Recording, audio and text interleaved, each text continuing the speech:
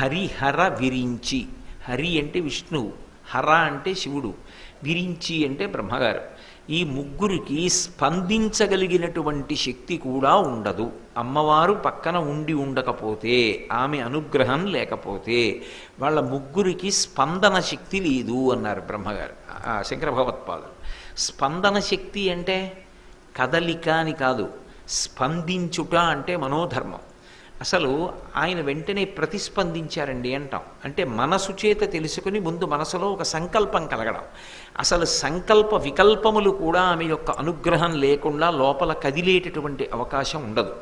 ఇందులో మీరు ఒక విషయాన్ని బాగా పట్టుకోవలసి ఉంటుంది. దాన్నే వహ్నిమండల శరీరిణి అన్న చోట పూర్తి చేస్తారు శంకరాచార్యులు వారు.